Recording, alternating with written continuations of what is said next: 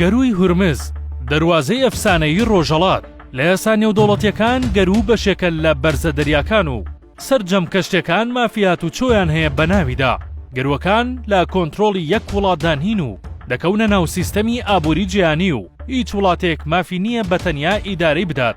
با پێی مادەی 36 یاسای نێودەوڵەتی یا ساڵی 1972 پەسەند کراوە دەڵێت ڕێگە دەدرێت بە هەموو کەشتیەک گوزەر بکات لە تەنگە دەریاکان لە ناویاندا گەروی هورمز بەبێ هیچ ڕێگریەک لە کەشتی سەربازی و ئابووری. بەڵام لا درێژەی یاسای نێودەوڵەتیدا سەرجەمە وڵاتانەی دەوری گەروەکە مافی ئەوەیان هەیە پارێزگاری لە ئابووری وڵاتەکانیان بکەن و ڕێگە بگرن لە بەکارهێنانی گەروەکە بۆ لێدان لە دەوڵەتێک لە دەوری تەنگەبەرەکە. گەروی هورمز یان تەنگەبەری هورمز ناوەکەی دەگەڕێتەوە بۆ ناوەندی هورمزی کۆن و بە ناوی پاشایەکی فارس بە ناوی هورمز ناونراوە. لە سەدەی حوتی بەر لە زاین ڕۆڵی گرنگی هەبووە لە ئاڵوگۆڕە بازرگانەکان.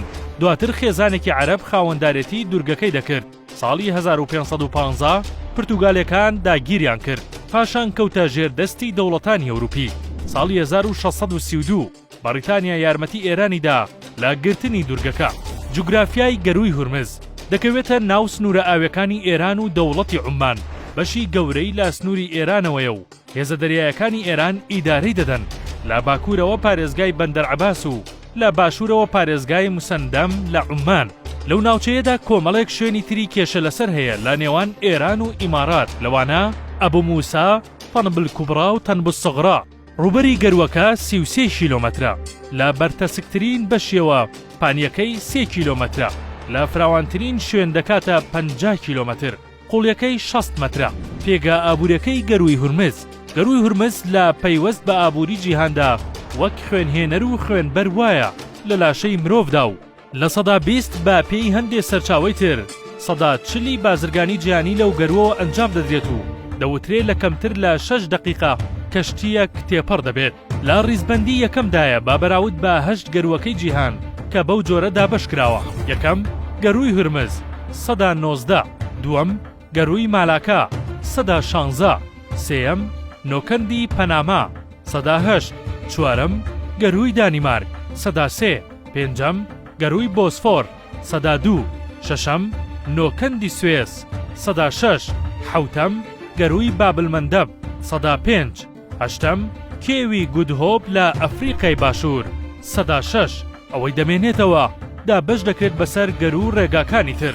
ساڵی 1958 تا ساڵی 1960 لە کۆنگرەی دەریایی لە جنێڤ ئێران بە بەردەوامی هەوڵیدا لە کۆنفرانسەکاندا سەرپەرشتی تەواوی ڕاڕەوە ئاویەکە بگرێتە دەست با پاساوی ئەوەی دەکەوێتە سنووری ئاوی ئێران، بەڵام پێشنیارەکەی ڕەت کرایەوە.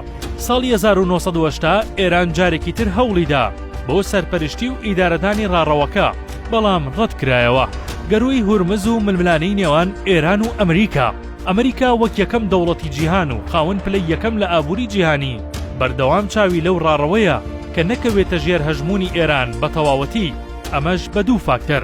یەکەم، ئێران بە گرتنی گەروەکە دەبێتە جەمسەری یەکەم کە ئابووری وڵاتانی خاوەن نەوت لە ناویاندا سعودیا، عێراق، کویت و چەندان وڵاتی تر تەحەکوم پێوە دەکات. دووەم، هاوپەیمانانی ئەمریکا لە ڕۆژهەڵاتی ناوەڕاست لە پارێزبەندی ئەمریکا دەردەچن و بۆی وەک هێزی یەکەم بمێنێتەوە و ڕێڕەوەکان نەکەوێتە دەست ئێران و دوژمنە دێرینەکەی رووسیا.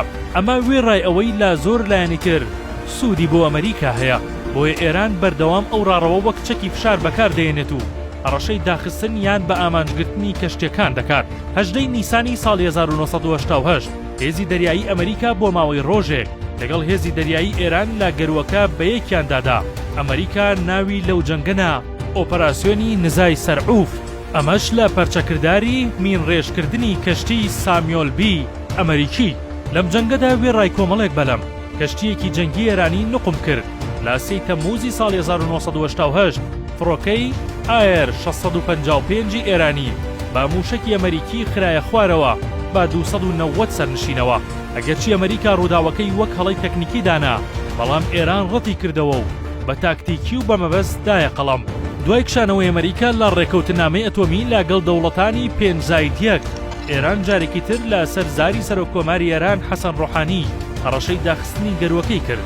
ئەمریکا کەشتی گەورەی لینکۆڵنی بۆ ناوچەکە نرد.